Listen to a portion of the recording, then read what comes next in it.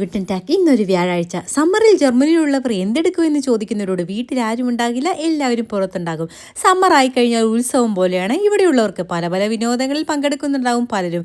ചൂടായാൽ പ്രധാന വിനോദങ്ങളിലൊന്നാണ് സർഫിംഗ്. സ്ത്രീകളും പുരുഷന്മാരും ഒരുപോലെ സർഫിംഗ് ചെയ്യുന്നുണ്ട്. എൻ്റെ ക്യാമറയുടെ മുമ്പിൽ നിൽക്കുന്ന ആ ചെമ്പൻ മുടിക്കാരനോട് ഒന്ന് മാറി നിൽക്കെൻ്റെ മനുഷ്യ. ലവൻ ഈ നാട്ടുകാരനല്ലെന്ന് തോന്നുന്നു. അവൻ്റെ കണ്ണിലെ കൗതുകം കാണുമ്പോൾ തന്നെ അറിയാം. ജസ്റ്റ് നമ്പർ 4 സരസു ചേച്ചിയുടെ സർഫിംഗ് ആണ് ഇപ്പോൾ നടന്നുകൊണ്ടിരിക്കുന്നത്. സരസു ചേച്ചി നല്ല അടിപൊളിയായിട്ട് തന്നെ സർഫിംഗ് ചെയ്യുന്നുണ്ടേ. ഇവനെയും കൊണ്ട് തോറ്റു. വീണ്ടും വരുന്നുണ്ട് എൻ്റെ ക്യാമറയുടെ മുൻപിൽ. ഈ പോക്കോടുകൂടെ പോക്കോണ്. ഇനി എങ്ങനെ എൻ്റെ കൺമുമ്പിൽ പെട്ട തുമ്മു ഞാൻ. ബാക്കി പറയുന്നില്ല. ഈ കാണുന്നത് ഇംഗ്ലീഷ് ഗാർഡൻ്റെ ഭാഗങ്ങളാണ്. ഈ ഗോളം ഒന്ന് തള്ളി വെള്ളത്തിലിടാൻ ശ്രമിച്ചു നോക്കി, പറ്റിയില്ല. വഴി തെറ്റി നേരെ ചെന്ന് വിട്ടത് ചൈനീസ് ടവറിന്റെ മുൻപിൽ. അവിടെ അടിപൊളി മ്യൂസിക്കും. ടവറിന്റെ താഴെ ഈ നാട്ടിലുള്ള എല്ലാ ജർമ്മൻസും കയ്യിലൊരു ഗ്ലാസ് ബിയറും ഫുഡുമായി ഇരുന്ന് കൊച്ചു വർത്താനം പറയുന്നു. നമ്മുടെ നാട്ടിലെ ചായക്കട പോലെ. പിന്നെ കണ്ടത് ഈ വെള്ളച്ചാട്ടമാണ്.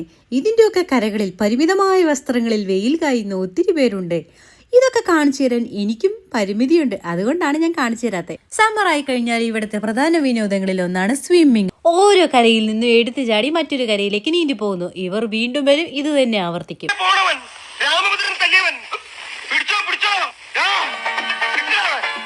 രാമഭദ്രനെ തല്ലിയവനെയും പിടിച്ചിട്ട് ഞാൻ പിന്നെ വരാം.